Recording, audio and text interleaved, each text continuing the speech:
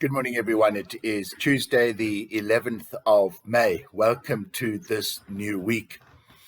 I was struck in the readings of morning prayer, Deuteronomy and James, Deuteronomy 8, the latter part of that chapter, although the whole chapter bears relevance to the message that the author of Deuteronomy, we presume Moses, is making. Again, in James, it picks it up in the latter part of the chapter, but again, read the whole chapter because it all bears relevance. And in a sense, the message is simply this: do not forget God and the word that he has given us.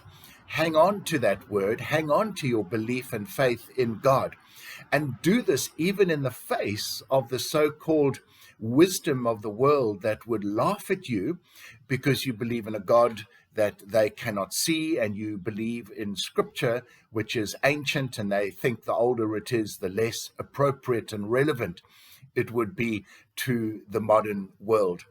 And the author of Deuteronomy and James himself in his letter says, at the end of the day, every breath you take, every time you awake, it is ultimately a gift from God. And the wise person will acknowledge that and know that.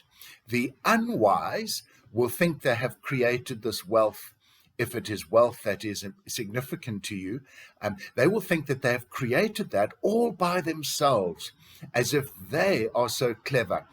And the reading goes on to say, James in particular, that if you hold on to this faith in God and his word, and you always acknowledge him and you do the best you can to obey his law, then you will actually be wiser than the learned. You will have more wisdom than the aged, and you will be proved right in the long run.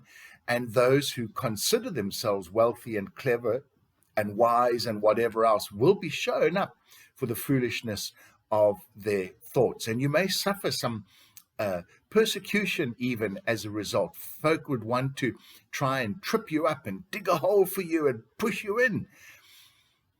But God will be with you. And even if you think you are, or you find yourself in a hole, God is there with you, and he will deliver you and raise you up again. So have that faith, believe in God, never forget God and his law. And that really for me is such a simple message, and yet so incredibly profound. And I want to just pause at this point and finish off and say, remember those words. Never forget God. Never forget his word. Read them, meditate on them day and night, and do your best to follow them, because God is everything, and everything you have and everything you are is a gift from God. Acknowledge him as being the giver of that gift, of being the giver of the very life you enjoy at this moment. Folks, have a wonderful day, and we'll chat again tomorrow. God bless.